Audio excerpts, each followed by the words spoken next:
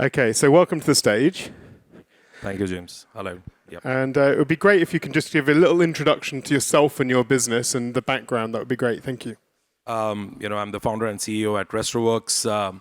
We are a restaurant technology platform. So started as a POS company back in the day, that was 12 years back, and then grew into a full stack restaurant tech. So today we operate a full operating system for the restaurant operations, right from the POS systems to KDS systems, kitchen planning and production systems, back-end supply chain, back of the house, inventory control, and round to a CRM and a middle layer that integrates all possible peripheral applications onto a restaurant. So our target focuses enterprise restaurant chains that cut across geographies. So if you are a restaurant chain, across QSR, casual dine, fine dine, restaurant bar, and if you are present in multiple states, cities, countries, and continents, more the complexity, we can help you unify your entire operations.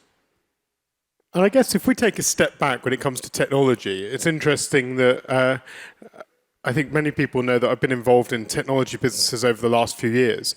I guess that there's quite an interesting dynamic when it comes to restaurateurs, because I think you kind of, on one end, there's this pure passion, there's the people centricity, we've heard it this morning, there's the element of gut and how I know how to run my business best. And I think people often perceive on the other end, you've got technology that potentially limits, it means that it becomes very data focused, it becomes quite scientific, and it's interesting to me that I think the value sits somewhere in between, and it's about giving people the right data and the right, well actually not the right data. In fact, I think the wrong thing to do is give people who don't understand data. I think the key is about giving people insight and tools to help them be better, right? I mean, would you have the same perception? Absolutely, I think a great point. And I see, James, I've been a restaurateur myself. So 13 years back, I was the miserable restaurateur who fell into the restaurant play. I always call restaurant industry a honey trap. Most of the people who are not trained officially in the restaurant space, they jump into the industry only to discover how difficult it is. But to your point, I think if you don't want to scale your business, I think that pure raw passion that says, I know how to run my business best and I am only going to run a boutique property, maybe you don't need technology. And I can say that safely while powering restaurants. If you are at your restaurant 24/7, if you're dedicating your life to be at one spot, if you want to have your fingers and nails and legs in every part of the process, you really don't need technology and you will do well. But in case you want to scale, it's not really all data and science or all passion and precision. I think it's somewhere in the center, as you said. You need to simplify your operations, and technology is only going to accelerate something that you already got. I always tell restaurateurs that technology is not going to make your restaurant better. It is only going to lubricate the process. It is only going to accelerate something that you've got. So if you've got a wrong process, and if you put technology onto it, it is just gonna help you scale the wrong way, and you may end up shutting down because you scaled. And we see these examples all the time where somebody was really profitable at 3 stores and got really screwed at 30, right? Because some of the processes did not scale well. So I think it's right in the center where data is overrated, insights are underrated. What can you act on is much more important than what you know. And for restaurateurs, I think simplifying your process, your operation, if your restaurant is replicatable, technology is your best friend. It can just make you do that with sanity. Else, scaling is not something that I generally recommend to people.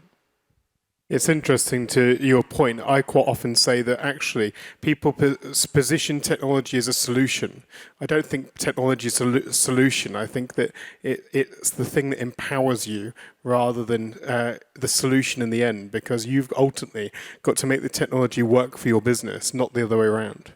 I will also nuance that. I think technology is layered, and I often say that there is a technology that is utility. For example, you want a POS system, which is required to probably print a bill. And you say 1 pizza, 1 Coke, print bill. That's utility. Then you need technology for your reporting, for your basic stuff. But beyond basics, at the second or the third layer, technology can also be a solution. It can solve a lot of those problems which probably you were not present to. But I think that's a part of the graduation curve, right? So if you are somebody who is still wondering that, do I need technology? That means you're like at layer one, and you need something to just help you run the way you run your operations at this point in time.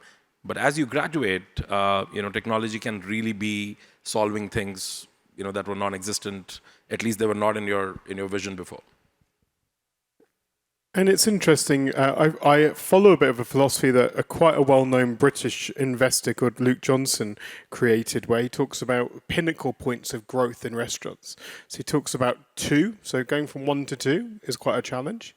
Going from 7 to 7, and the pinnacle point of 7, he defines as being the point where you need to really put better systems in place.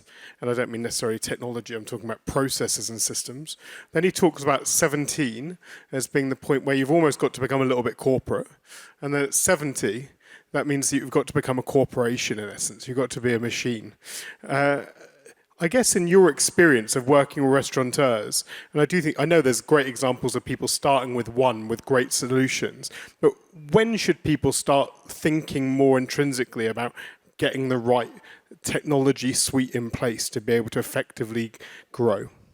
I think part of the answer you already gave, and I, while I'm not aware about, this pinnacle of, growth framework, but I think this sounds really interesting. I believe that if you're somebody who's starting up right now and you don't know that you want to be a 100-store chain, that is okay.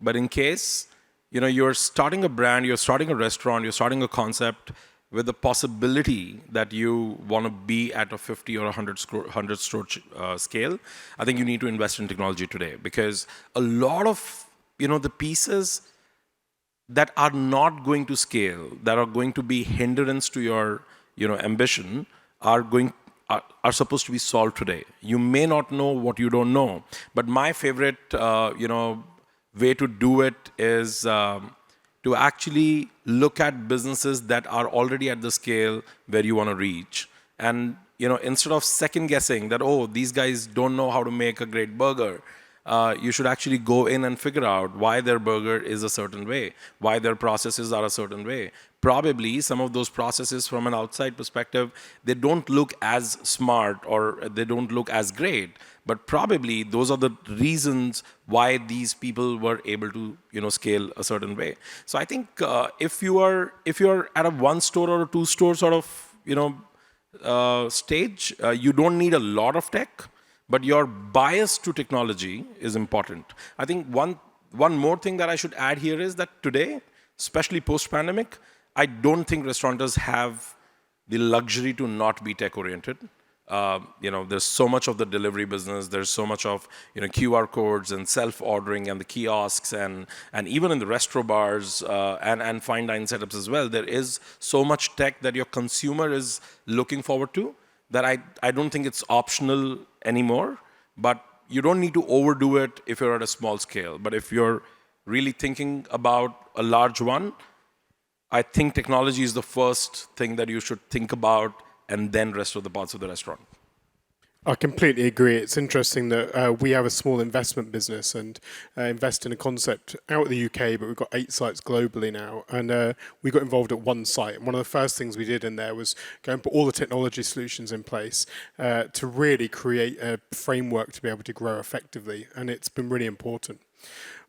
What I think is really fascinating to me is this whole question mark around, I guess, guests and customer expectation around technology and usage. We obviously saw through the pandemic, the uptake went through the roof, the adoption as you would expect, but in lots of places around the world, that started to pull back down and to, I guess, actually, I'd say normalize, but I think actually it's dropped below that. A lot of people are kind of, in certain environments, pushing back on that. And it strikes me that I talked earlier about convenience and experience being on the different end of a paradigm in hospitality. And I think it really depends as to where you sit. Correct. What are you seeing from your business in terms of that kind of customer technology piece? I think absolutely same. In fact, I will try to make it really black and white. I think on the convenience side, let's say the QSR space, technology adoption at the consumer side has just gone through the roof. I can tell you that, and it's almost a confession, that I have been proven wrong. I was absolutely against, or maybe I was not really so kicked about QR code ordering while being a tech company, while our customers were expecting us to give them these kind of solutions. I was not really kicked about the entire consumer-facing suite, as I call it. And in the QSR space, post-pandemic, not only it stuck, it grew. It's going through the roof right now as we are speaking across the world. And I think COVID really flattened the world in that sense. Every country, all the restaurants. We work with 22,000 restaurants in 50 plus countries today. And from our vantage point, we can see that almost every country, every restaurant, every brand is looking at the same solution.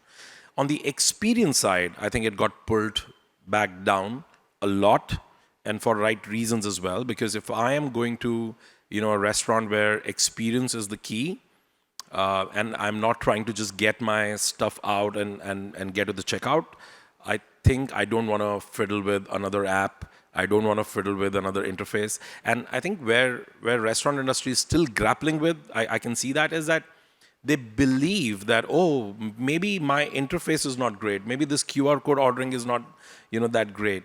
No, it's not about that. Customer is not saying that your app sucks. They are just saying that I am not interested in, talking to another device. I'm sitting here and I want to talk to humans. I want to talk about my food. I want to, tell you my preferences. I want you to think about it and, do something for me. I think that's a part of the experience. So I personally am, I think division between experience and convenience is important. I believe that in the experience side, technology should be at the back of the house, in the kitchen. How do you improve the service? Those should be your focus areas. But in the QSR space, in the fast casual space, in convenience side, I think technology is going to go further, in penetration. It's not going to back down. No, 100%. We're entirely aligned.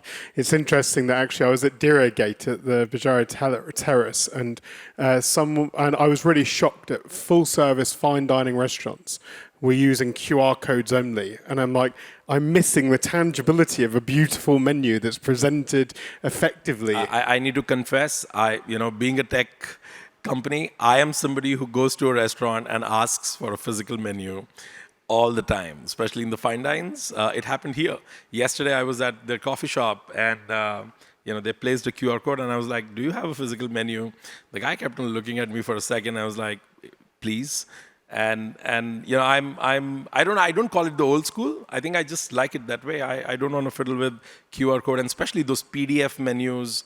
They're bad. And that one I can say, being biased as well. I think if you are still going for a consumer-facing tech, please go for a tech that really works, that really stands for, like for example, something as simple as a QR code menu that is not optimized for your mobile screen. It's a big turn off. Like it's really bad. And I see like the fine dine restaurants at 5-star properties in the world, still, doing that at times. So I sincerely hope that should change. Just to say that Gladys is over there and he's running the F&B here. Clearly you had a fantastic time with the service upstairs, aside from the menu on the QR code, right? Just to clarify. But the last thing I wanted, we've got a minute on the clock. I really want to understand for you, where do restaurants get it most wrong when it comes to technology, and where is the biggest opportunity? I think the biggest opportunity is in the back of the house of the restaurants, because up until a couple of years back, restaurants were enjoying 85% to 65% gross margins, and then they were netting somewhere between 25 to 15.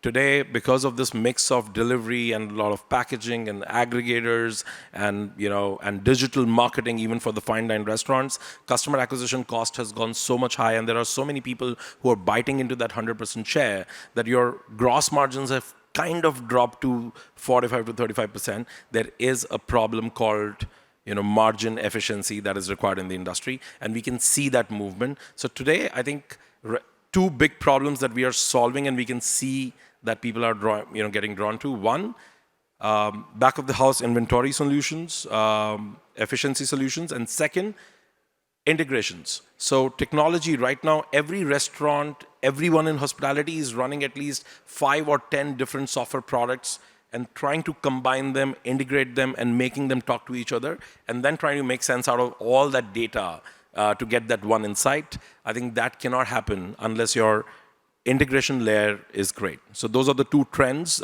which we are riding on and we are bullish about. Amazing, and that's time. A big round of applause. Thank you so very much for joining us. Thank you, James.